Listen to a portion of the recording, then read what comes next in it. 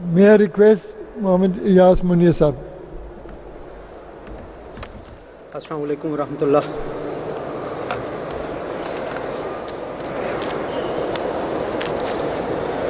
اشہد ان لا الہ الا اللہ وحدہ لا شریک لہ واشہد ان محمدا عبدہ ورسولہ. اما بعد فاعوذ باللہ من الشیطان الرجیم. بسم اللہ الرحمن الرحیم. والمؤمنون والمؤمنات بعضهم اولیاء بعض یأمرون بالمعروف وینہون عن المنکر وَيُقِيمُونَ الصَّلَاةَ وَيُؤْتُونَ الزَّكَاةَ وَيُطِيعُونَ اللَّهَ وَرَسُولَهُ أُولَئِكَ سَيَرْحَمُهُمُ اللَّهُ إِنَّ اللَّهَ عَزِيزٌ حَكِيمٌ. سورہ توبہ کی آیت نمبر 71 کا ترجمہ اس طرح سے ہے. فرمایا مومن مرد اور مومن عورتیں ایک دوسرے کے دوست ہیں. وہ اچھی باتوں کا حکم دیتے ہیں اور بری باتوں سے روکتے ہیں اور نماز کو قائم کرتے ہیں اور زکوٰۃ ادا کرتے ہیں اور اللہ اور اس کے رسول کی اطاعت کرتے ہیں. یہی ہیں جن پر اللہ ضرور رحم کرے گا. یقیناً اللہ کامل غلبے والا اور بہت حکمت والا ہے. حاضرین کرام، ابھی آپ نے تعلق باللہ کے عنوان پر ایک فاضلانہ تقریر سماعت فرمائی. اسی تسلسل میں اب ایک ایسی ہستی کی سیرت بیان ہوگی جو اس مضمون کی جیتی جاگتی تصویر ہے. میری مراد سلسلے کے ایک عظیم بزرگ، تصوف میں بہت بلند مقام رکھنے والے سیدنا حضرت مسیح موعود علیہ الصلاۃ والسلام کے برادر نسبتی اور جلیل القدر صحابی حضرت ڈاکٹر میر محمد اسماعیل صاحب رضی اللہ تعالیٰ عنہ سے ہے. آپ حضرت مسیح موعود علیہ الصلاۃ والسلام کی اس آرزو کے حقیقی مصداق لوگوں میں سے تھے جسے آپ نے جماعت کی بنیاد رکھتے ہوئے ان الفاظ میں بیان فرمایا تھا: یہ سلسلہ بیعت تقوی شعار لوگوں کی جماعت کے جمع کرنے کے لیے ہے تا ایسے متقیوں کا ایک بھاری گروہ دنیا پر اپنا نیک اثر ڈالے، تا دنیا میں محبت الہی اور توبہ نصوح اور پاکیزگی اور حقیقی نیکی اور امن اور صلاحیت اور بنی نوع کی ہمدردی کو پھیلا دے. سو یہ گروہ اس کا ایک خالص گروہ ہوگا اور وہ انہیں اپنی روح سے قوت دے گا اور انہیں گندی زیست سے صاف کرے گا اور ان کی زندگی میں ایک پاک تبدیلی بخشے گا، اور وہ اس چراغ کی طرح جو اونچی جگہ رکھا جاتا ہے دنیا کی چاروں طرف روشنی کو پھیلائیں گے اور اسلامی برکات کے لیے بطور نمونہ ٹھہریں گے.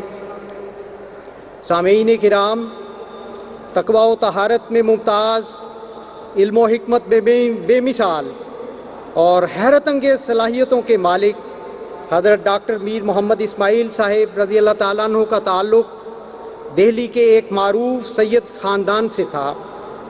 نسب کے اعتبار سے حضرت امام حسین رضی اللہ تعالیٰ عنہ کی نسل سے تھے.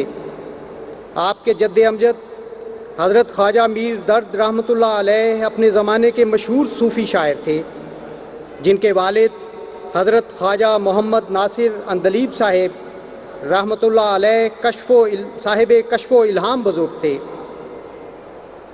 آپ کے ایک حیرت انگیز کشف کی تعبیر اس طرح ظاہر ہوئی کہ آپ کی 7ویں نسل میں سے حضرت میر ناصر اللہ تعالیٰ عنہ کی صاحبزادی حضرت سیدہ نصرت جہاں بیگم صاحبہ رضی اللہ تعالیٰ عنہ خدا کی تقدیر خاص کے تحت حضرت امام الزمان مہدی موعود علیہ الصلوۃ والسلام کے مقدس عقد میں آئیں۔ حضرت میر محمد اسماعیل صاحب رضی اللہ تعالیٰ عنہ 18 جولائی سن 1881 کو دہلی میں حضرت میر ناصر نواب صاحب رضی اللہ تعالیٰ عنہ کے ہاں پیدا ہوئے۔ چند سال بعد آپ کا خاندان دہلی سے قادیان ہجرت کر آیا تو حضرت میر صاحب رضی اللہ تعالیٰ عنہ کا بچپن اور اسکول کا زمانہ حضرت مسیح موعود علیہ الصلوۃ والسلام کی خاص نگرانی میں گزرا۔ آپ کو عبادت کا ایسا شغف تھا کہ بچپن سے ہی نماز تہجد تک حضرت مسیح موعود علیہ الصلوۃ والسلام کے ساتھ ادا کرتے، اور قلب و ذہن ایسا روشن کہ سن 1900 میں جب آپ کی عمر صرف 19 برس تھی، عید الاضحیٰ کا وہ تاریخی خطبہ الہامیہ جو فصیح و بلیغ عربی زبان میں تھا، چند ہی روز میں حفظ کر کے حضور علیہ السلام کو سنا دیا۔ اسی سال آپ نے FSC کا امتحان فرسٹ ڈویژن میں پاس کیا اور وظیفے کے حقدار قرار پائے۔ حضرت مسیح موعود علیہ الصلوۃ والسلام اور حضرت اماں جان دونوں کی خواہش کے مطابق آپ کا داخلہ king Edward medical college Lahore میں ہوا، جہاں آپ نے محنت، تقوی اور اعلیٰ اخلاق کا نہایت اعلیٰ نمونہ پیش کیا، جس کی وجہ سے طلباء و اساتذہ سبھی آپ کے گرویدہ رہے۔ میڈیکل کالج کے آخری سال کا نتیجہ نہ نکلا تھا کہ کانگڑے میں سن 1905 والا شدید زلزلہ آیا، جس کے نتیجے میں کثرت سے جانیں تلف ہوئیں۔ کئی روز تک حضرت میر صاحب کی خیریت کی اطلاع موصول نہ ہوئی تو اندیشے پیدا ہونے پر حضرت مسیح موعود علیہ الصلوۃ والسلام نے خاص رنگ میں دعا کی، جس پر آپ کو الہام ہوا اسسٹنٹ سرجن۔ اس کے جلد بعد آپ کی خیریت کی اطلاع قادیان پہنچ گئی، اور چند ماہ بعد MBBS کا نتیجہ آیا تو آپ پنجاب بھر میں اول آئے۔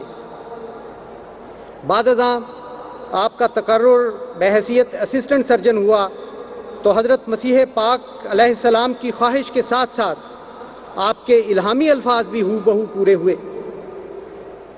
سرکاری ملازمت کا آغاز اسی سال دہلی سے ہوا۔ سن 1907 میں میو ہسپتال لاہور اور اس کے بعد پنجاب کے مختلف شہروں میں طبی خدمات کا موقع ملا، اور ہر جگہ اپنی خداداد قابلیت اور مریضوں کے ساتھ ہمدردی کی وجہ سے نہایت درجہ ہر دل عزیز ہوئے۔ سن 1929 میں بطور سول سرجن ترقی پائی اور خدمت انسانیت کی شاندار مثال قائم کر کے سن 1936 میں ریٹائر ہوئے۔ آپ بہت اعلیٰ درجے کے فزیشین اور ماہر سرجن تھے۔ آپ کی تشخیص اتنی درست ہوتی کہ انگریز ڈاکٹر بھی اسے تسلیم کرتے۔ سرجیکل آپریشن بالخصوص آنکھوں کے امراض میں اللہ تعالیٰ نے آپ کو کمال مہارت عطا فرمائی تھی۔ جب کبھی قادیان تشریف لاتے تو یہاں بھی آنکھوں کے مریض بکثرت آپ سے فیض یاب ہوتے۔ حضرت میر صاحب نے ڈاکٹری کے علم و فن کو ہمیشہ خدمت خلق کی نظر سے ہی دیکھا، اور آن حضرت صلی اللہ علیہ وسلم کا ارشاد الخلق و عیال اللہ پیش نظر رکھا۔ آپ نہایت کامیاب ڈاکٹر ہونے کے ناطے بہت زیادہ کمائی کر سکتے تھے، مگر پریکٹس سے ہمیشہ بچتے تھے۔ اسی طرح ملازمت کے دوران بھی زیادہ آمدن اور بڑے رتبے والے کئی مواقع آپ نے محض اس لیے چھوڑ دیے کہ ان میں خدمت خلق کا موقع کم تھا۔ گویا اپنے مرشد و مطاع کے اس مسلک پر پوری طرح کاربند تھے۔ مرا مقصود و مطلوب و تمنا خدمت خلق است، ہمیں کارم ہمیں بارم ہمیں رسمم ہمیں راہم۔ آپ فرمایا کرتے تھے، مجھے فیس لینے میں سخت حجاب ہوتا، میں اس غرض کے لیے ہاتھ نہ بڑھا سکتا تھا، تاہم بعض مریض میری جیب میں فیس ڈال دیتے، گھر آ کر فیس نکالی جاتی تو اکثر کھوٹے سکے ہوتے۔ طبی مہارت کے ساتھ ساتھ آپ ایک اعلیٰ منتظم بھی تھے۔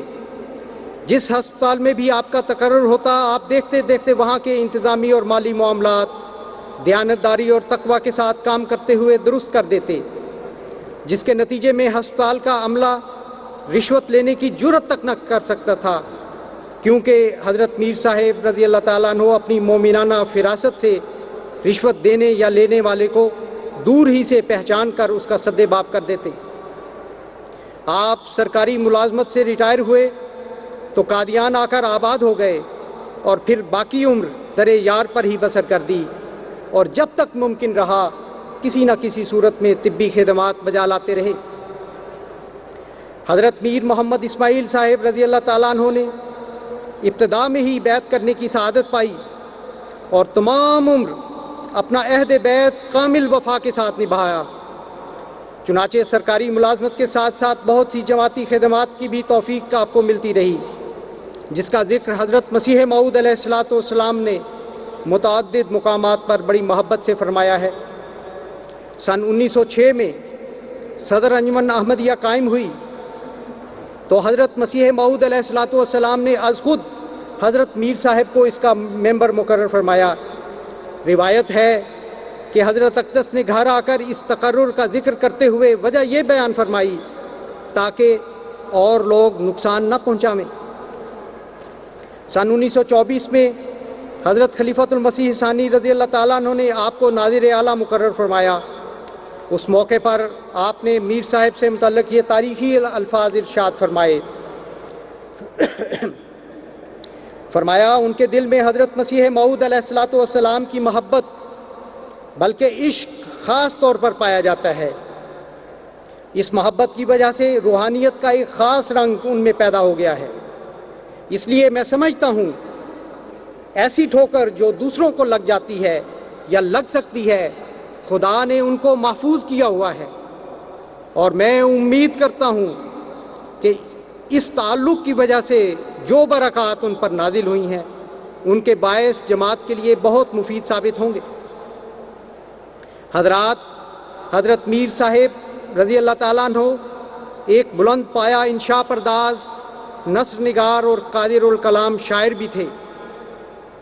اس اعتبار سے آپ نے تعلیم و تربیت اور اصلاح و ارشاد کے میدان میں بیش بہا دینی خدمات انجام دیتے ہوئے جماعت کے لیے تربیتی اور تبلیغی مواد پر مشتمل نظم و نثر کا ایک قیمتی ورثہ چھوڑا ہے۔ حضرت میر صاحب عربی کے ڈگری یافتہ عالم تو نہ تھے، مگر علم و فضل میں وہ اس قدر کمال رکھتے تھے کہ قرآن پاک کے بہت سے مشکل مقامات عام فہم میں حل فرما دیتے۔ آپ کے مضامین کا مجموعہ سبق آموز واقعات پر مشتمل عابد تھی، اسلامی تعلیم پر مشتمل نصائح کا خوبصورت گلدستہ کر نہ کر اور منظوم مجموعہ کلام بخار دل کے علاوہ 10 سے زائد تصانیف اس کا بین ثبوت ہیں۔ انشاء پردازی کے ساتھ ساتھ پاکیزہ تخیل میں بلند پروازی بھی کمال کی تھی۔ ایک مرتبہ بحالت کشف غفران نامی فرشتے نے آپ کو میدان حشر کی سیر کرائی اور اللہ تعالیٰ کی بے پناہ بخشش کے حسین مناظر دکھائے۔ اس لطیف مکاشفے پر مشتمل آپ نے ایک تفصیلی مضمون مغفرت الہی کے نظارے اسی حالت کشف میں تحریر فرمایا۔ اس مضمون نے آپ نے حیرت انگیز انداز میں ایسی منظر کشی کی ہے کہ پڑھنے والے کی آنکھوں میں میدان حشر کا سماں بن جاتا ہے اور وہ بے اختیار اپنے رب کی بخشش پر قربان ہو جاتا ہے۔ آپ کی سب سے بڑی بیٹی حضرت سیدہ ام متین رحمہ اللہ نے بیان فرمایا ہے کہ ابا جان بہت مامور الاوقات تھے، لیکن تربیت اولاد کے معاملے میں کوتاہی نہ کرتے۔ بچوں کو نماز باجماعت کی بہت تاکید فرماتے، گھر میں نماز ادا فرماتے تو ہمیں ساتھ کھڑا کر لیتے۔ بچوں سے پیار بھی تھا لیکن کڑی نظر بھی رکھتے۔ میں نے 5ویں تک گھر میں پڑھا، آج تک دل نشین انداز یاد ہے۔ مجھے پڑھانے کے بعد فرماتے اب اپنے چھوٹے بہن بھائیوں کو پڑھاؤ۔ فرمایا کرتے بڑے بچے کی تربیت پر زور دو، اس کا اثر چھوٹوں پر بھی پڑے گا۔ زبان اور تلفظ کا اتنا خیال تھا کہ ایک دفعہ میں نے لفظ غلط کو غلط کہہ دیا۔ ابا جان ناشتہ فرما رہے تھے، مجھے بلا کر اپنے پاس کھڑا کر لیا اور فرمایا کہو غلط غلط اسی طرح کہتی رہو. جب ناشتہ فرما چکے تو مجھے رخصت دی. مرکز سے کسی نہ کسی عالم کو بلا لیتے تاکہ گھر میں دینی علم کا چرچا رہے. حضرات، جس کی زندگی محض خدا کی خاطر اور اس کی رضا کی جنت میں گزری ہو، اس کی وفات بھی راضیتم مرضیہ کا رنگ لیے ہوئے ہوتی ہے. حضرت میر صاحب رضی اللہ تعالیٰ عنہ کے آخری ایام اور لمحات پر نظر ڈالیں تو یہی کیفیت اور نظارہ نظر آتا ہے. آپ ہمیشہ اپنے رب سے ملنے کے لیے تیار رہتے اور یہ شعر آپ کی زبان پر رہتا: تڑپتی روح ہے میری کہ جلدی ہو نصیب اپنے، ملاقات شہ خوباں لقائے حضرت باری. اپنی وفات سے پہلے ایک مضمون لکھ کر محترم شیخ محمد اسماعیل صاحب پانی پتی کو دیا کہ میری وفات کے بعد اس میں تاریخ وفات لکھ کر شائع کرا دینا. وفات سے کچھ عرصہ قبل کشف میں حضرت میر صاحب رضی اللہ تعالیٰ عنہ کی توجہ لفظ اللہ کے عادات کی طرف پھیری گئی اور بتایا گیا کہ آپ کی وفات 66 برس کی عمر میں جمعے کے روز ہوگی.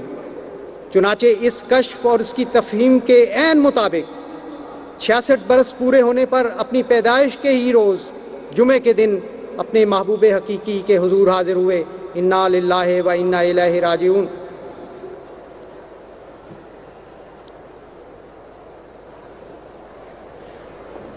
حضرت میر محمد اسماعیل صاحب رضی اللہ تعالیٰ عنہ کو اللہ تعالیٰ نے اعلیٰ درجے کی استعدادیں عطا فرمائی تھیں. آپ علمی اور دینی ماحول میں پروان چڑھے تھے اور سونے پہ سہاگا کہ آپ کو حضرت مسیح موعود علیہ الصلاۃ والسلام کی پاکیزہ صحبت ایک لمبے عرصے تک میسر آئی تھی. آپ کی صورت فرشتوں جیسی اور سیرت ولیوں جیسی، نہایت ہنس مکھ، ملنسار، خوش گفتار، بزلہ سنج اور خوش اخلاق انسان تھے. جو شخص ایک مرتبہ آپ سے مل لیتا وہ ہمیشہ کے لیے گرویدہ ہو جاتا. کیا قول اور کیا فعل، ہر پہلو سے آپ کی سیرت ایک عارف باللہ کی سیرت تھی. آپ کی سیرت کا سب سے اہم پہلو محبت الہی تھا. جو لوگ آپ کے قریب رہے ان کا بس یہی کہنا ہے کہ اللہ تعالیٰ کی محبت آپ کے دل میں کوٹ کوٹ کر بھری ہوئی تھی. ان کو دیکھ کر ایسا لگتا کہ ہر وقت خدا تعالیٰ کے لیے ایک لگن، ایک تڑپ اور ایک بے قراری لگی ہوئی ہو. اس کی رحمتوں اور برکتوں کا ذکر زبان پر ایسے رنگ میں رہتا جیسے کوئی اپنے کسی نہایت پیارے کا ذکر کرتا ہو. غرض آپ عشق الہی کا چلتا پھرتا مجسمہ تھے جو تعلق باللہ اور فنا فی اللہ کی منازل طے کر کے لقائے الہی کی عظیم الشان نعمت حاصل کر چکے تھے. حضرت مولانا غلام رسول صاحب راجکی رضی اللہ تعالیٰ عنہ نے آپ کی آخری علالت کے دوران بے قرار ہو کر آپ کی صحت کے لیے دعا کی تو انہیں آواز آئی: میر محمد اسماعیل ہمارے پیارے ہیں، میر محمد اسماعیل ہمارے پیارے ہیں، ان کے علاج کی طرف فکر کرنے کی چنداں ضرورت نہیں، ہم خود ہی ان کے علاج. نعرہ تکبیر، اسلام احمدیت.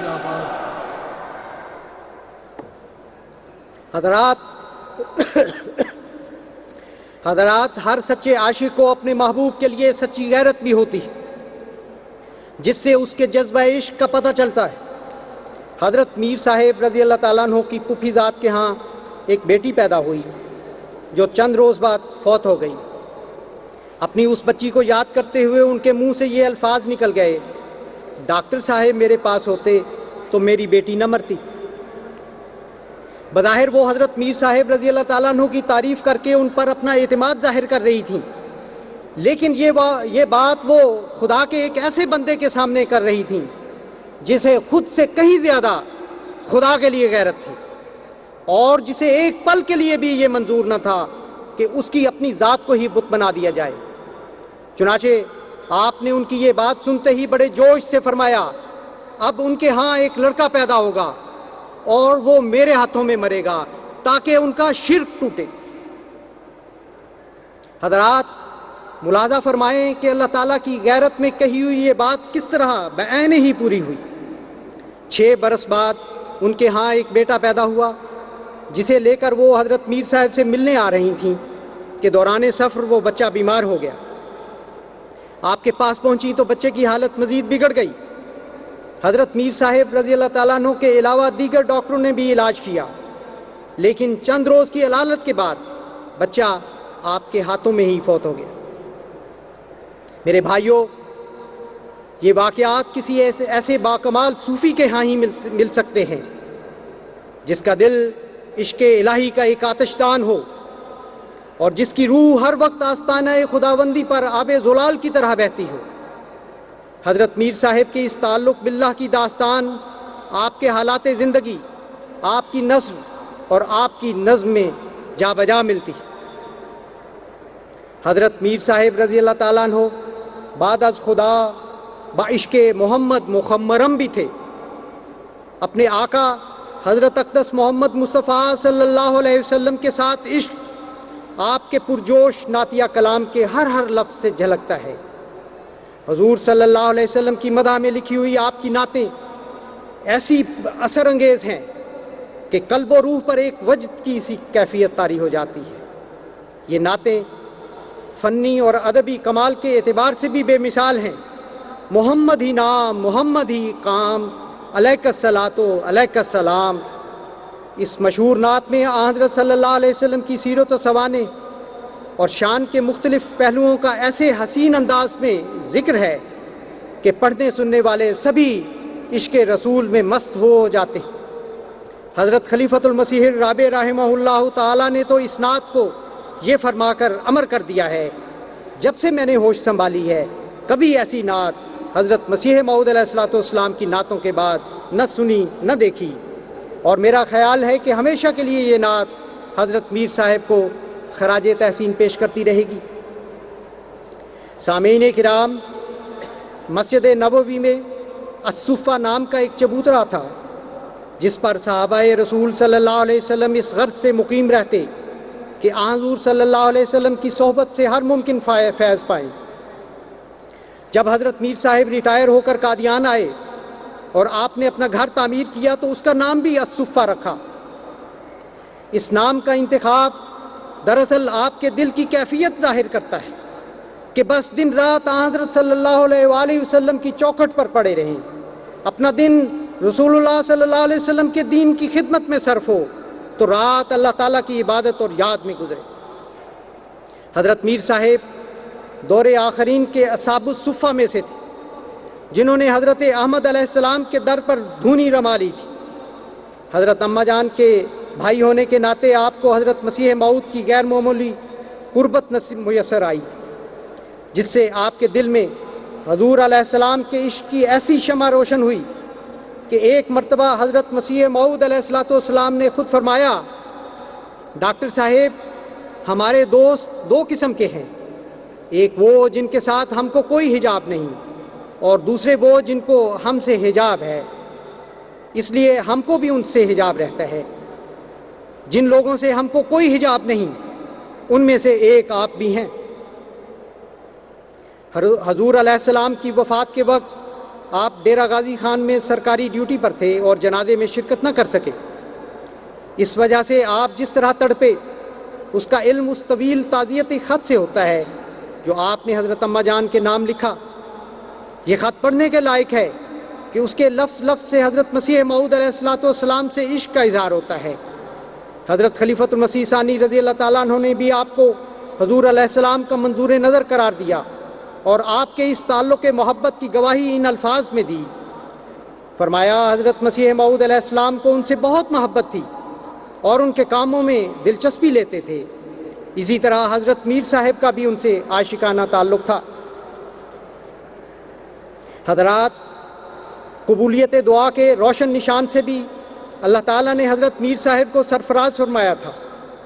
چنانچہ دعا کی قبولیت کے طور پر آپ کو کشفاً روشنی دکھائی جاتی. یہ نشان اس کثرت سے آپ کو عطا ہوا کہ آپ کا وجود ہی قبولیت دعا کی علامت بن گیا، حتیٰ کہ حضرت مصلح موعود رضی اللہ تعالیٰ عنہ کو بھی قبولیت دعا کے نشان کے طور پر حضرت میر صاحب رضی اللہ تعالیٰ عنہ کی شبیہ دکھائی جاتی. قبولیت دعا کے بے شمار واقعات میں سے ایک حیرت انگیز واقعہ اس طرح سے ہے کہ ایک مرتبہ حضرت میر صاحب رضی اللہ تعالیٰ عنہ اپنی موٹر سائیکل کے ذریعے لمبے سفر پر روانہ ہوئے تو راستے میں موٹر سائیکل خراب ہو گئی. رات ڈھل رہی تھی، آگے جنگل تھا اور قریب ترین آبادی بھی دور تھی. چوری اور ڈکیتی کے خطرات بھی تھے اور آپ کی جیب میں کافی رقم بھی تھی. اس پریشان کن صورتحال میں آپ نے اللہ تعالیٰ سے مدد کے لیے دعا شروع کر دی. ابھی آپ حالت دعا میں ہی تھے کہ اچانک ایک کار آپ کے قریب آ کر رکی. دیکھا تو آپ کی حیرت کی انتہا نہ رہی، کیونکہ اس میں حضرت خلیفۃ المسیح ثانی رضی اللہ تعالیٰ عنہ اور حضرت چودھری محمد ظفر اللہ خان صاحب رضی اللہ تعالیٰ عنہ تھے. اس عجیب اور بروقت آسمانی مدد پر آپ کے لیے جذبات شکر سے اپنے تئیں ضبط کرنا مشکل ہو گیا. مکرم حکیم میر عبد الرحیم صاحب نے آپ کا ایک ایسا ایمان افروز واقعہ بیان کیا ہے جو ایک طرف حضرت میر صاحب کے دعا پر کامل یقین کو ظاہر کرتا ہے تو دوسری جانب حضرت مسیح موعود علیہ السلام کی صداقت کے لیے آپ کی انتہائی غیرت کا بھی مظہر ہے. ان کا بیان ہے کہ ایک مرتبہ حضرت میر صاحب ریل گاڑی میں سفر کر رہے تھے کہ آپ کے کمپارٹمنٹ میں کوئی پیر صاحب بھی سوار ہو گئے. پیر صاحب کو جب پتہ چلا کہ آپ حضرت مسیح موعود علیہ السلام کے صحابی ہیں تو انہوں نے طنز کرتے ہوئے کہا، اگر مرزا صاحب نبی تھے تو پھر آپ لوگ ولی ہوں گے. اس پر آپ نے بھرپور اعتماد کے ساتھ جواب دیا، ہاں ہم ولی ہیں. اس پر پیر صاحب بولے، تو پھر کوئی نشان دکھائیں. آپ نے پوچھا کیسا نشان چاہیے؟ اس وقت گاڑی پوری رفتار سے دوڑ رہی تھی. پیر صاحب نے مطالبہ کیا کہ گاڑی ابھی چلتے چلتے رک جائے. خدا کا کرنا ہوا کہ اسی لمحے گاڑی زوردار جھٹکے کے ساتھ رک گئی. ہر طرف ہلچل مچ گئی. گاڑی کا عملہ اتر کر چھان بین کرنے لگا، لیکن گاڑی کے اس طرح سے اچانک رک جانے کی کوئی ظاہری وجہ معلوم نہ ہو سکی. حضرت میر صاحب نے پوچھا، پیر صاحب کیا تسلی ہو گئی؟ پیر صاحب کو گھبرا کر اقرار کرنا پڑا اور جب وہ مان گئے تو گاڑی دوبارہ چل دی. گویا حضرت میر صاحب رضی اللہ تعالیٰ عنہ اپنے آقا مسیح محمدی علیہ السلام کے اس نصیحت کے اس ارشاد کی زندہ تصویر تھے کہ ولی بنو، ولی پرست مت بنو. ولی بنو، ولی پرست مت بنو. آپ کا یہ شعر اس کیفیت کی خوب عکاسی کرتا ہے. کہہ دو ان اہل کال سے دفتر لپیٹ لیں، کہہ دو ان اہل کال سے دفتر لپیٹ لیں، دن مدتوں میں آئے ہیں پھر اہل حال کے.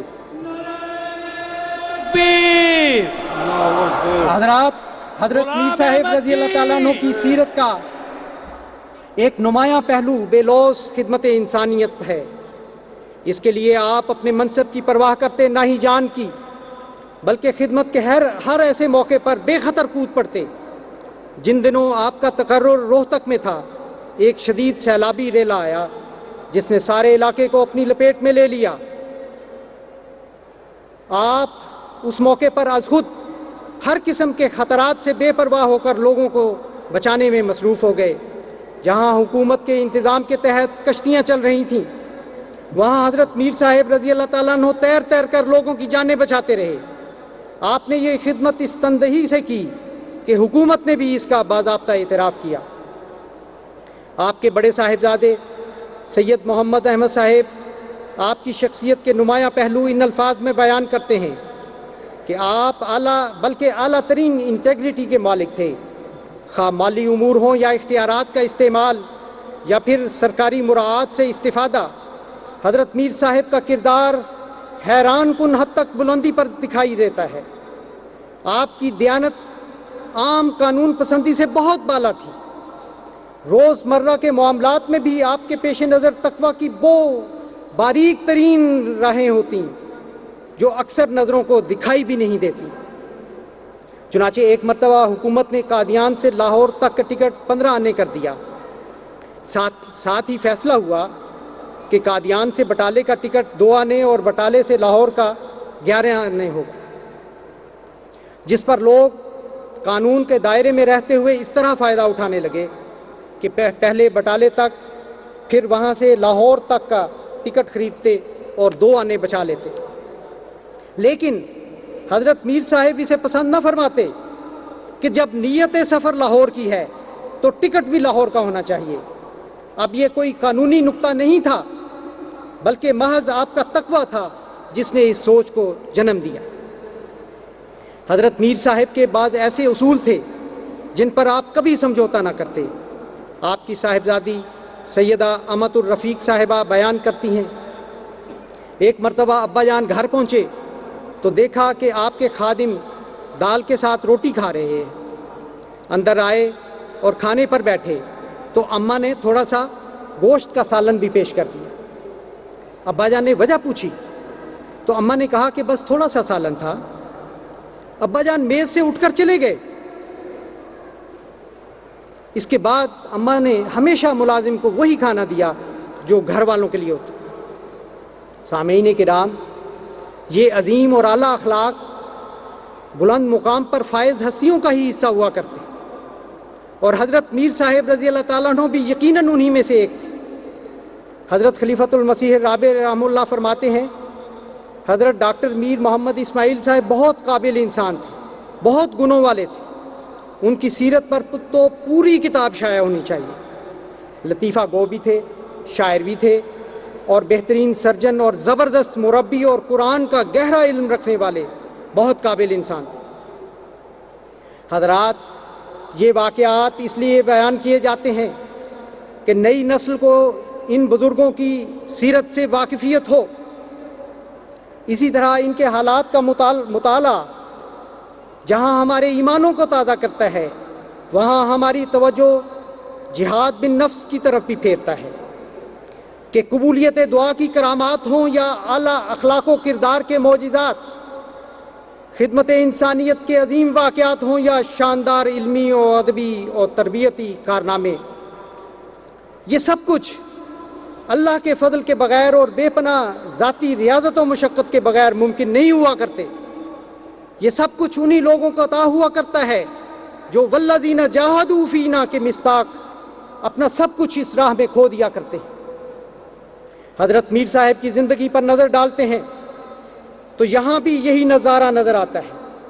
آپ نے بے پناہ ریاضتیں کیں، خدا کی راہ میں بہت محنتیں کیں، مشقتیں اٹھائیں اور ہر طرح کی قربانیاں پیش کیں.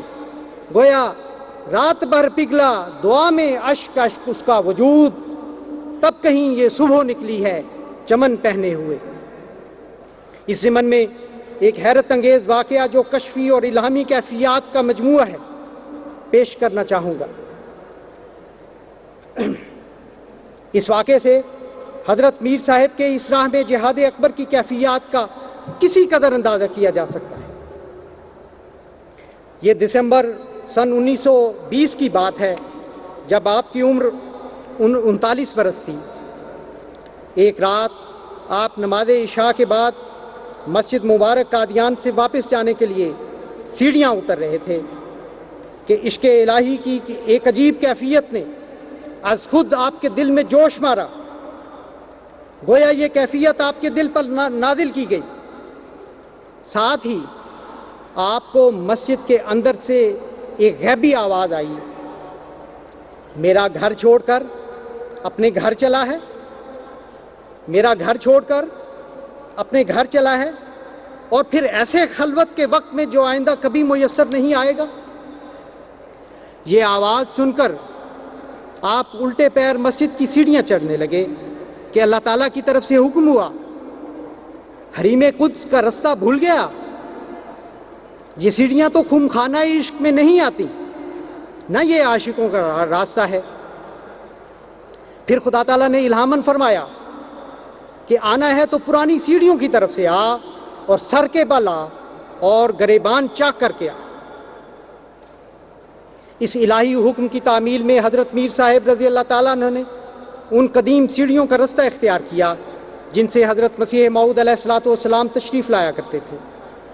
اس وقت بے اختیاری کی حالت میں آپ نے خود اپنے ہاتھوں سے اپنا گریبان چاک کیا. سیڑھیوں کی دہلیز پر پہنچے تو حکم ہوا، اے اشعث اکبرا لے اٹھ اور چل۔ چنانچہ آپ نے سیڑھیوں کو اس طرح قدم بقدم طے کیا کہ ہر زینے پر سجدہ کرتے اور اپنی داڑھی سے اسے صاف کرتے، پھر اگلے زینے کی طرف بڑھتے۔ آپ نے سیڑھیوں کا یہ مختصر راستہ 1 گھنٹے میں طے کیا۔ مسجد میں پہنچ کر آپ عبادت اور دعاؤں میں مشغول ہو گئے۔ راز و نیاز کے دوران آپ نے اللہ تعالیٰ سے بخشش طلب کی تو جواب آیا مفت۔ آپ نے عرض کیا میں کیا پیش کر سکتا ہوں، جو کچھ ہے وہ آپ کا ہی دیا ہوا ہے۔ اللہ تعالیٰ نے فرمایا جان اور ایک چیز سب سے عزیز۔ اس حسین و دل نشین مکالمہ الہیہ کے بعد حضرت میر صاحب رضی اللہ تعالیٰ عنہ کی تہجد جاری رہی۔ تہجد اور فجر کے درمیانی وقت میں جب آپ بیٹھے تھے، یوں لگا جیسے کوئی دبے پاؤں آپ کے پیچھے سے گزرا ہے۔ حضرت میر صاحب نے سر اٹھا کر دیکھا تو بحالت بیداری آپ کو ایک بہت بڑا آئینہ دکھائی دیا۔ تب آپ کو احساس ہوا کہ جو ہستی آپ کے پیچھے تھی وہ اس آئینے میں اپنا جلوہ دکھانا چاہتی۔ پھر اچانک آنکھوں کو چندھیا دینے والا ایک نور اس آئینے میں ظاہر ہوا جسے نظر بھر کر دیکھنا بھی ناممکن تھا۔ پھر وہ نورانی تجلی اسی طرح آہستہ آہستہ الٹے پاؤں پیچھے ہٹ گئے۔ صبح ہوتے ہی حضرت میر صاحب رضی اللہ تعالیٰ عنہ نے پہلے ایک سیاہ بکرا اور ایک سفید مینڈا قربان کیا، پھر اپنی عزیز ترین جائیداد یعنی اپنا ذاتی مکان کنج عافیت جو مسجد مبارک کے گیٹ کے ساتھ تھا اسے وقف کر دیا۔ گھر پہنچے تو اپنی عزیز بیٹی سیدہ مریم صدیقہ رحمہ اللہ پر نظر پڑی۔ آپ نے انہیں گود میں اٹھا کر یہ دعا کی کہ اس کا نام ہی شاہد ہے، میرا پہلے بھی یہی ارادہ تھا، اب اسے قبول فرمائیے، ربنا تقبل منا انک انت السمیع العلیم۔ اس حسین روحانی تجربے پر جو کیفیت آپ کے دل کی ہوئی اسے ان الفاظ میں بیان فرمایا، زہے نصیب وہ اور مجھے اپنا چہرہ دکھائیں، زہے نصیب وہ اور مجھے اپنا چہرہ دکھائیں، وہ اور مجھ سے میری جان کا مطالبہ کریں، اور وہ اور مجھ سے ایک عزیز چیز کی نظر طلب فرمائیں۔ اس کے بعد حضرت میر صاحب رضی اللہ تعالیٰ عنہ ہر احمدی سے مخاطب ہو کر نصیحت فرماتے ہیں، یہی وہ دروازہ ہے، یہی وہ دروازہ ہے جسے احمدیت نے 1300 سال کے بعد آج پھر دنیا کے لیے کھولا ہے، اور یہی وہ کوچہ ہے جس کے سر پر ملائکہ تیرے جیسے متلاشیاں نے عشق کی راہ تک رہے۔ معشوق اپنے عشاق کے انتظار میں سرے راہ بے نقاب کھڑا ہے۔ ففروا الی اللہ، ففروا الی اللہ، میرے پیارو دیکھو، اگر تم نے احمدی ہو کر بھی اس یار ازلی کا چہرہ نہ دیکھا تو پھر احمدیت کا کیا لطف آیا۔ میرے پیارو دیکھو، اگر تم نے احمدی ہو کر بھی اس یار ازلی کا چہرہ نہ دیکھا تو پھر احمدیت کا کیا لطف آیا اور ایمان کی کیا حلاوت نصیب ہوئی۔ بس اے مسیح پاک کے درخت وجود کی سرسبز شاخوں، حضرت مسیح موعود علیہ الصلوۃ والسلام آسمان احمدیت کے چاند تھے تو آپ کے یہ صحابہ ستارے، وہ شمع جو اسلام کی نشت ثانیہ کے لیے قادیان میں روشن ہوئی، یہ سب اس کے پروانے تھے، یہ احمدیت کی پیشانی کا جھومر تھے۔ ان میں سے ہر فرد اس چراغ کی طرح تھا جو اونچی جگہ رکھا جاتا ہے۔ ان کا جینا اور ان کا مرنا احمدیت کے لیے تھا۔ اب وہ ہمارے درمیان میں نہیں ہیں، مگر ان کی روحیں ہمیں پکار پکار کر کہہ رہی ہیں، دیکھنا اس آسمان کی رونق اور سج دھج میں فرق نہ آنے پائے، دیکھنا اس آسمان کی رونق اور سج دھج میں فرق نہ آنے پائے۔ بس اس پکار کا تقاضا ہے کہ ہم جو مسیح پاک کا پیغام لے کر شاہراہ غلبہ اسلام پر گامزن ہیں، ہاں ہم اپنے قول و فعل سے اس کی لاج رکھتے ہوئے ایک طرف ان صحابہ کی طرح اپنی تمام تر توانائیاں اسلام کے احیاء نو کی راہ میں صرف کر دیں، تو دوسری طرف ہماری زبانوں پر درد میں ڈوبی ہوئی یہ دعائیں ہوں، کہ اے مسیح پاک کے قدوس اور کریم خدا، ہمیں بھی ان صحابہ کے رنگ میں رنگ دے، ہمیں بھی ان صحابہ کے رنگ میں رنگ دے، ان کے نقش قدم پر چلنے والا بنا دے، اور جن راہوں کو وہ روشن کر گئے انہیں ہمیشہ روشن رکھنے کی توفیق عطا فرما۔ آمین۔ وآخر دعوانا ان الحمدللہ رب العالمین۔ اللہ اکبر۔